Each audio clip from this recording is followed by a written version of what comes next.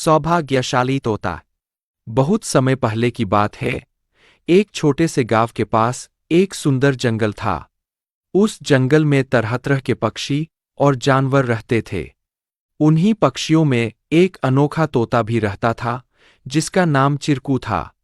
चिरकू को लोग सौभाग्यशाली तोता के नाम से जानते थे, क्योंकि जहां भी वह जाता, वहां कोई न कोई चमत्कार हो जाता या किसी की किस्मत बदल जाती। गांव के लोग मानते थे कि अगर चिरकू उनके घर आ जाए तो उनके जीवन में सुख और समृद्धि आ जाती है। चिरकू हमेशा खुश रहता और अपनी मधुर आवाज में गाने गाता। लोग उसे फल और अनाज खिलाते और उसकी भलाई की कामना करते थे। चिरकू भी गांव के लोगों से बहुत प्यार करता था और जहां भी जाता, खुशियां बांटता। एक दिन गांव में एक गरीब किसान, जिसका नाम रघु था, बहुत परेशान था।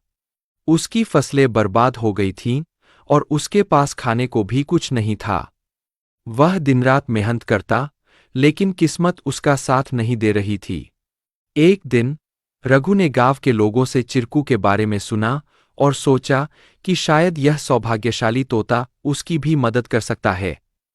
रघु ने तय किया कि वह चिरकू से मिलकर अपनी किस्मत बदलने की विनती करेगा।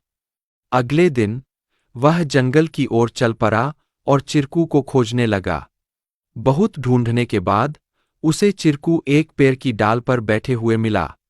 रघु ने बड़े ही आदर के साथ कहा। चिरकू ने रघु की बातें ध्यान से सुनी और उसकी आंखों में दया उमड़ आई। चिरकू ने अपनी चोंच में एक छोटी सी चमकती हुई पत्ती उठाई और रघु को देते हुए कहा, यह जादुई पत्ती है। इसे अपनी जेब में रख लो और जब तुम अपने खेत में काम करने जाओ तो यह पत्ती तुम्हारी किस्मत बदल देगी। रघु ने धन्यवाद कहा और वह पत्ती लेकर अपने घर लौट आया। अगले दिन वह अपने खेत में काम करने के लिए गया। जैसे ही उसने खेत में जुताई शुरू की, अचानक से बारिश होने लगी। उसकी सूखी जमीन हरी भरी हो गई और थोड़े ही समय में उसकी फसलें लहलहा उठीं। रघु की मेहनत सफल हुई और उसकी किस्मत सच में बदल गई।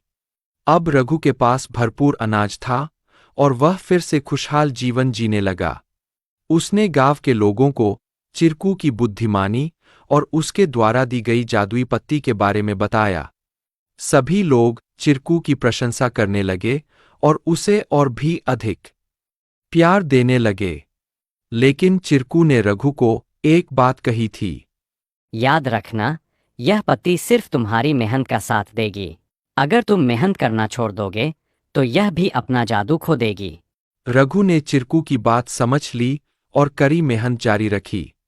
धीरे धीरे उसकी स्थिति पहले से बहुत बेहतर हो गई। वह गांव के सबसे सफल किसानों में से एक बन गया, लेकिन उसने कभी यह नहीं भूला कि उसकी सफलता में चिरकू और उसकी मेहनत का कितना बड़ा हाथ था। कहानी से सीख। इस कहानी से हमें यह सीख मिलती है कि किस्मत भी उन्हीं का साथ देती है जो खुद मेहनत करते हैं। सौभाग्य और अवसर तभी काम आते हैं जब हम अपने प्रयासों से उन्हें सही दिशा देते हैं। Please like, share and subscribe our channel to learn more.